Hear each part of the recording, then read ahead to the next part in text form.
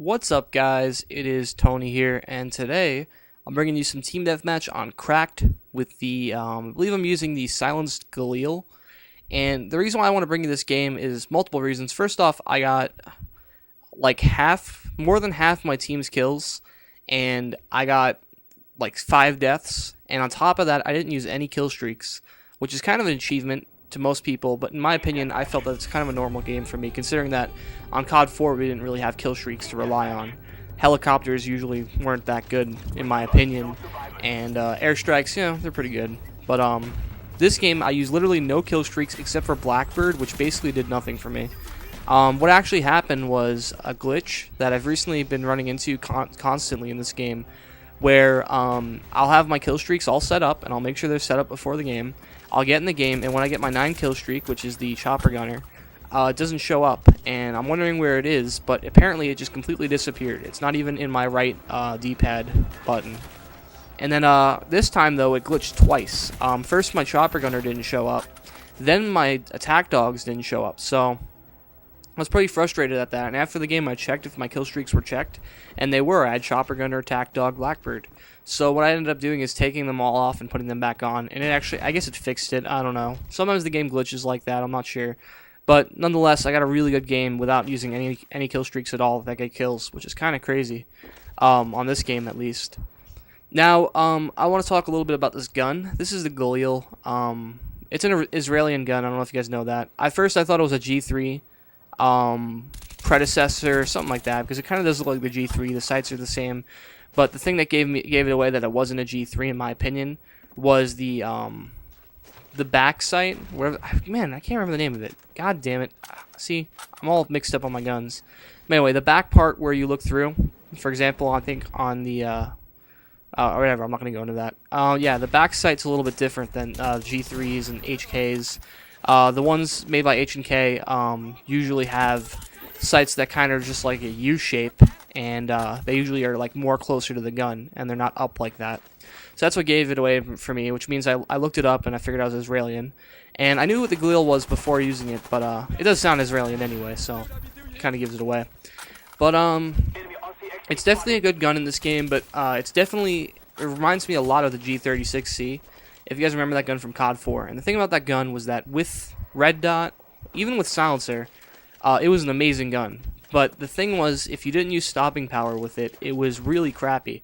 As in, you just start shooting at someone, and even though you pump like this, watch this, pumping bullets into him, and I probably put at least 7 or 8 or 9 bullets in him, and it wouldn't kill him. My aim was a little off, but I definitely looked back at it, and it looked like I got at least 9 bullets into him, in his chest, and it wouldn't kill him. And the thing is that toe-to-toe gunfight, if you don't have good cover, you're going to lose with this gun 9 times out of 10. Here's our C car, which I'll get to in a second. I want to talk about that. Yeah, so toe-to-toe gunfights, you're going to lose with this gun, and it's because it's like a G36. Without stopping power, it's horrible. And the problem is that there's no stopping power on this game. I'm not saying that that's a problem, because I'm actually okay with there being no stopping power. But it's very noticeable that when you use silenced submachine guns and certain silenced assault rifles, that's an alliteration right there, certain silenced assault rifles. Anyway, yeah, when you use certain silenced assault rifles and SMGs, you tend to see that stopping power is a lot more important than you thought. Stopping power generally will make your gun unsilenced, in a sense, as far as power. Silencer usually takes a small amount of damage off your gun, and stopping power usually adds a small amount of damage to your gun. So when you combine the two, you get the same amount of damage when it's unsilenced. And that's exactly what made the G36 a good gun, because without stopping power, when it was unsilenced, it was a good gun. Which is why, when you silenced it, you need stopping power. Now I'm going on a freaking rant about this, but anyway. Oh, here I pick up a noob tube. And boy, let me tell you, that thing actually, the first shot was kind of dead on.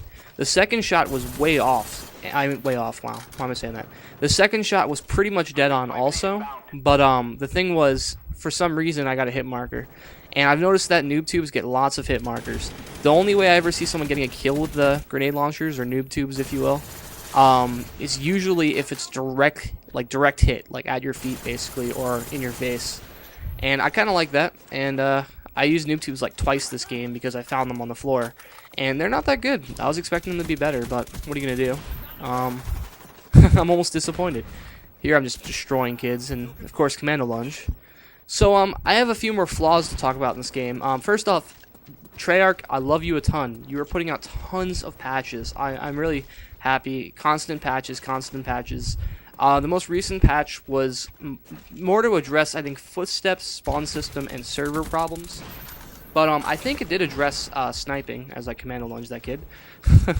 I think it did address sniping a bit, and a lot of people disagree with me, but it seems like when you scope in, before when you used to scope in, the bullet used to go like really right, or really left, or really up, or really down, and not straight at all. Now it kind of goes in the general vicinity of where you're scoping in, which is actually really cool. I've been able to quick scope without variable scope or anything, and I'm doing pretty good with it, so I really do think they updated it, and if they didn't still, they're patching tons of glitches. They're patching glitches I didn't even know existed.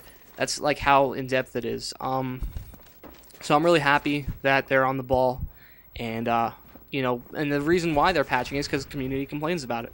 So I'd like to point out a few more little flaws. First off, the big flaw that everyone is going to say, and everyone hates, is knives. Alright, melee. Really, I don't think they're going to address this just because kniving is kniving. That's what it is. But in real life, usually, if you pull a knife on a gun guy, like someone is shooting a gun at you, you're not going to be able to even have enough power to pull out your knife when you're taking bullets to the chest. And basically, that's why knifing is kind of dumb on this game. Basically, I think that in Modern Warfare 2 and a lot of other games, knifing was just fine.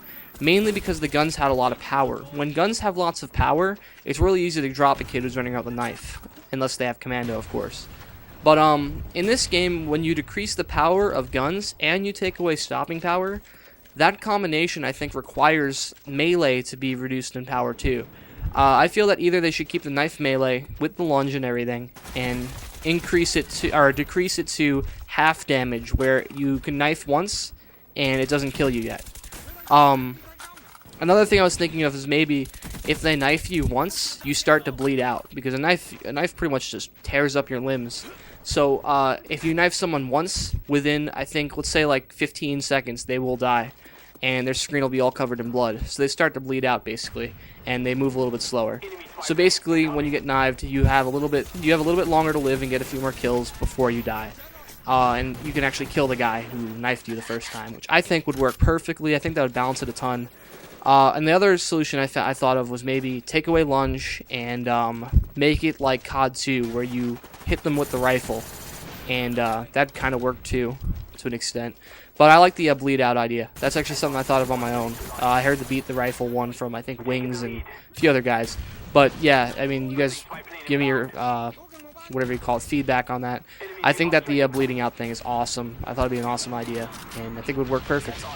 Now, another thing to address is the kill streaks. I'm liking the kill streaks 9 times out of 10. Like today, I got a ton of gameplays where I got like 30 plus kills in team deathmatch, and like only one of the gameplays I got to use my kill streaks, and I didn't even get any kills with it. The only 2 kill streaks I find overpowered, without talking about care packages, because I already talked about those, are the RC car, and you're probably, I'll explain why it's overpowered. And the, what's the other one I was going to say? The, dogs. The dogs, they're really easy to kill in my opinion, but when it comes down to it, 1 bite is kind of ridiculous, and I think it should be 2 bites, and they should increase the dog count. What I think they should do is, I noticed that there's a lot less dogs on this game when dogs happen. I'll be sitting in a building and it'll take like a good 5 to 10 seconds to see a dog. While in World at War, there's constant dogs coming at you, it seems like. And in World at War, it seems more balanced because if you're fast with a knife, if you're fast with your gun, you can kill them in time before they kill you. Why? Because it takes 2 bites for them to kill you. I think they should go back to that. That'd make it a lot more balanced. And the other thing is the RC cars. It's not that they're overpowered in the sense of the kill streak itself. It's the fact that you can get the kill streak at 2 kills. If I put on hardline and walk around and just get constant 2 kills, which isn't that hard, as a good player, I can probably get 7 RC cars packed up in literally like one fourth of the game, 1/5 of the game. And then you could just sit in a corner and just send out like a friggin' rain of RC cars. And I know I'm putting this idea out there, which probably isn't a smart idea, but I don't get a lot of views in the first place. And second off, I like to get these ideas out there. so people understand how overpowered certain kill streaks are. And I notice a lot of people sitting in the back just calling in constant RC cars, and they really need to address that somehow. Maybe make RC car a little bit of a higher kill streak. I don't know. But when it comes down to it, this game definitely still is holding up pretty well. It's making me a little mad every once in a while, but it's about coming up to the end, I think. So let me see here. Oh yeah, I get this guy last second, and then game ends. And I think I pulled the score right here. Come on. There we go. 37-6 with whoa, what KD is 6.17 KD, I believe. Yeah, that's it. And 3 assists. Pretty good in my opinion. But that's pretty much it. I'm Tony. Check out my channel, and I'll see you guys next time.